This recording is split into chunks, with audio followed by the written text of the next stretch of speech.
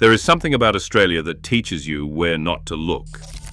You shake out the boot on the back step without watching your hands, and the redback has been there all week.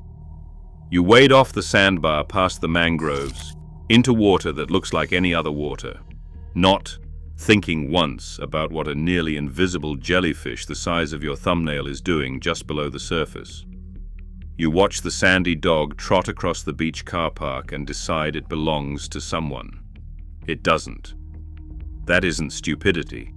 It's a kind of arrangement the whole country seems to have signed, that the dangerous things live somewhere else, up the top end, out in the deep desert, in the documentaries. Not here, not in this backyard, not under this jetty where the kids are jumping. But the animals never signed it. Today we're counting down 11 extremely dangerous animals that hide in Australia, ranked not by venom potency, but by how completely the people living with them have agreed to pretend they aren't there. 2 of them, locals refuse to even approach. By the time we reach number 1, you'll understand why. Subscribe if this is the kind of thing that keeps your mind turning. And drop your country in the comments. Where are you watching from?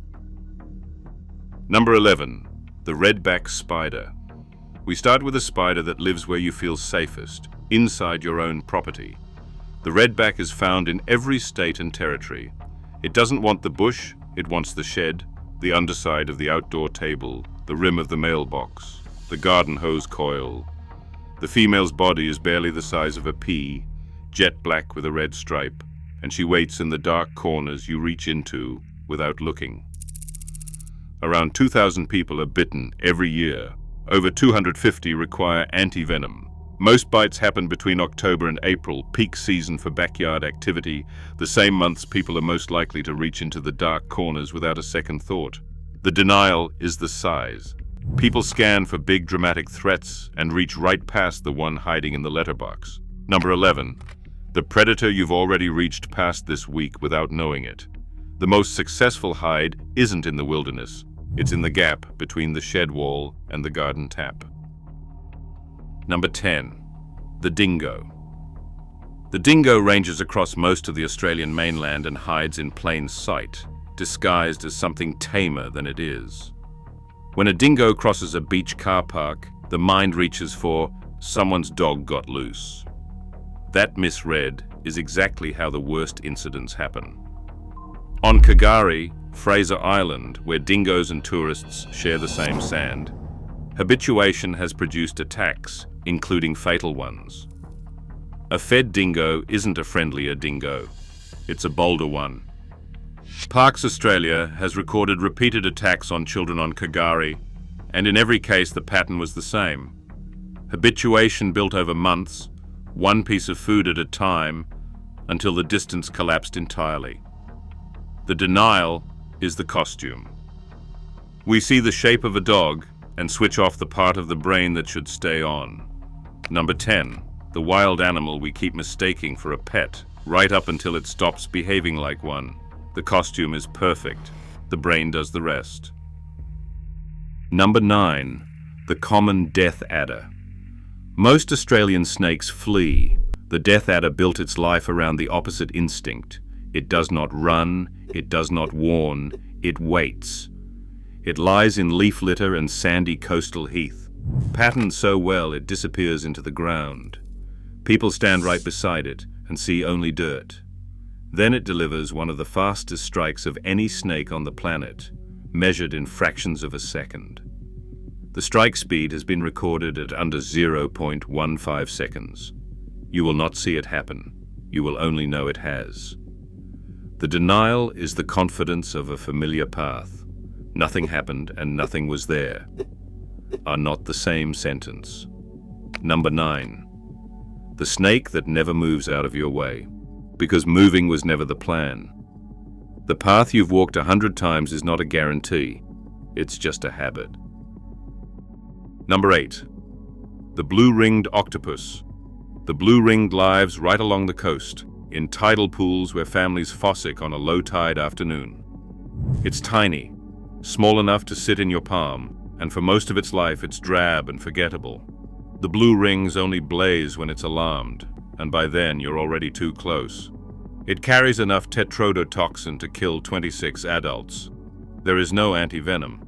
Survival depends entirely on mechanical ventilation, keeping the person breathing until the toxin clears, which means the only thing standing between a beach rock pool and a funeral is how fast the ambulance arrives. The denial is the size dressed up as curiosity. A small octopus in a rock pool looks like a holiday photo. Kids scoop them up, adults hand them around. Number 8. The animal's small enough to hold and lethal enough that holding it is the last mistake. The rings flash blue as a warning. Most people think it's beautiful. Number 7. The eastern brown snake. The eastern brown doesn't live in remote desert. It lives where you do, on farms, suburban yards, sporting grounds, drawn in by the mice that follow compost bins and chicken coops. Its venom is the second most toxic of any land snake on Earth. It's responsible for roughly 60% of Australia's snakebite deaths, despite being described by most people who encounter one as slim, brownish, nothing special. The most dangerous thing about the eastern brown is how easy it is to decide it isn't one. A big one moves like a whip, and the part that undoes people. It's often slim, plain, easy to dismiss as just a garden snake, the two words that precede a genuine emergency. The denial is the familiarity of your own yard. People stride through long grass in thongs, certain they'd see it coming. Number 7.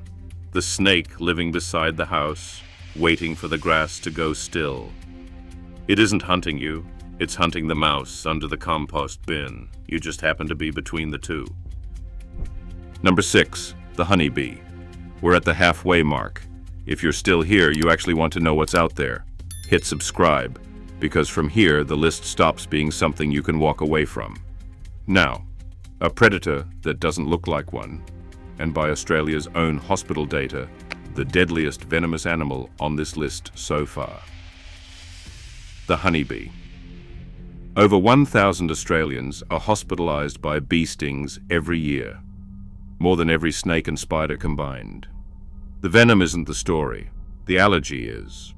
For a sensitized person, one sting near the throat can close an airway in minutes. The denial is the disguise. Nobody fears a bee. The colony inside the wall cavity gets ignored until the afternoon it isn't, when someone runs a mower too close, or a tradie drills into the wrong wall, and the air fills with something that looks like smoke but isn't. Number 6.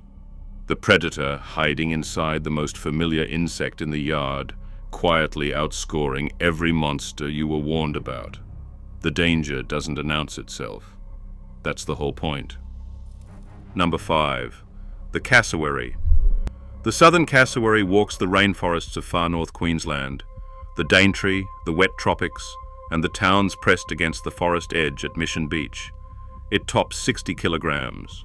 Its inner toe carries a dagger-like claw capable of opening a person up.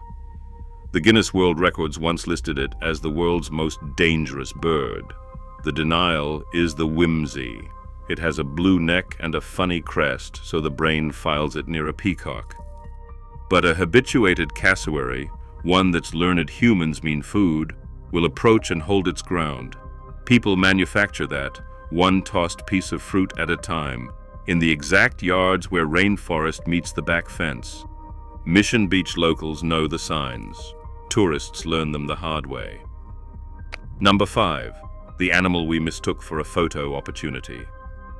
The claw that concerns wildlife officers most isn't the beak. It's the inner toe, a single dagger up to 12 centimeters long, and a kick powerful enough to disembowel. Number 4. The Sydney funnel web spider. The funnel web lives in the gardens and bushy backyards of Greater Sydney, one of the country's biggest cities. Males wander during the warm, wet months into the toe of a boot left outside, the folds of washing left on the ground, the bottom of a backyard pool. Before antivenom was developed in 1981, it had killed 13 people. Since then, 0 fatalities. The denial is the postcode. People believe truly deadly wildlife lives out there. not a short drive from the Opera House. And no deaths since the 80s gets read as not dangerous anymore, when the correct reading is the hospital is faster than the venom. Number 4. The spider that made Sydney's quietest gardens the place you check your shoes. The danger didn't go away. The medicine arrived. Those are different things. Number 3. The Irukandji jellyfish. Here the list changes, because this is the first animal locals actually refuse to approach. The Irukandji is barely a cubic centimeter. It passes straight through the stinger nets built to stop larger jellyfish. Nearly transparent, it drifts through the warm northern waters of Queensland, and up to 100 people per year are hospitalized with Irukandji syndrome, a delayed wave of crushing pain, vomiting, and dangerous blood pressure spikes that arrive 30 minutes after a sting you barely felt. Locals in stinger season simply will not enter the water without a full stinger suit. The tourist wades in off an empty, beautiful beach. The local stands on the sand and watches. The emptiness is the warning. In stinger season along the Queensland coast, an empty beach isn't an invitation. It's a sign the locals already read and acted on. Number 3. Feared most by the people who live closest, because they never approach it. The most honest relationship on this list is the one where the locals simply stay out of the water. No pretending, no arrangement, just the knowledge that the sea has already decided. Number 2.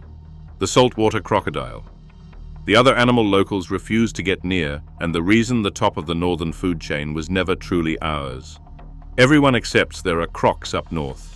What people underestimate is the reach. After floods, saltwater crocodiles get carried into new waterways, and when the water drops, they don't go back.